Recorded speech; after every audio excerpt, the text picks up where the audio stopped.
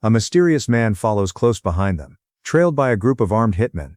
Back at Aurora's apartment, Brenda returns, and Aurora carefully guides her toward her father's room. Every step is deliberate. The man thanks Brenda for coming on such short notice and says he will try to explain everything.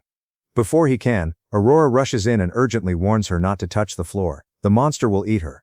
Treating it like a game, Aurora shows her where to step and where not to, setting rules she clearly knows by heart. The man gently tells Aurora to leave.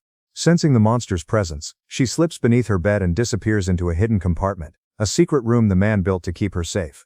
Once they are alone, he tells Brenda the truth. They are all in danger. He is not Aurora's real father, only the neighbor across the hall. After her parents died, Aurora became convinced a monster had eaten them, and begged him for help. She may be delusional, he admits, but something real caused her parents' deaths.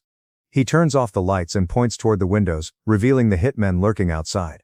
Brenda calls her assistant for updates. The case is strange, nothing adds up. The man suggests the people outside may be the ones who killed Aurora's parents, and that the girl copes by seeing them as monsters. The doorbell rings. The man answers and finds Laverne standing there. She asks why he's still in the apartment. He calmly explains that the woman inside is an FBI agent calling for backup. Once authorities arrive, the entire gang will be taken down, and he'll remain just a concerned neighbor. Laverne turns and walks away. Inside, he downplays the encounter, calling her just another neighbor.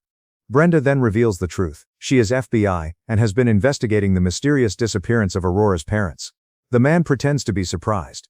She adds that investigators found a bottle of thumb-sucking deterrent, carefully applied with a brush hidden under the bed. They never found who used it. The man jokes that maybe the monster spat it out. A noise interrupts them. They rush to Aurora's room. She has accidentally touched the floor. The man checks the window, then suddenly screams for Brenda not to move. As they move toward the door, Aurora whispers that something is coming from behind. Brenda radios her associates they're on the way. Then there's a knock. Gunfire explodes through the door, blasting Brenda backward as the monster barely misses her. The man grabs her gun and fires back, dragging her into the bathroom as bullets rip through the corridor. Outside, FBI agents arrive and return fire.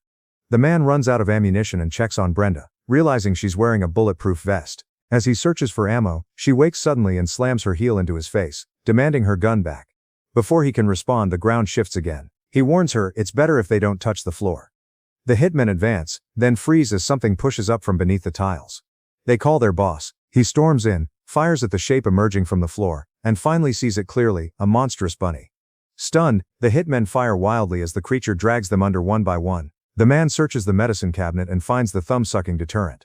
A wounded man crashes into the bathroom, and together they finish him off. Sirens grow louder as FBI agents close in. Some hitmen climb the ceiling to avoid the floor. One reaches for his fallen gun. Aurora screams for him to stop. He ignores her. The floor ripples, and the monster engulfs him. Brenda and the man drag the remains into the corridor and fire until everything falls silent.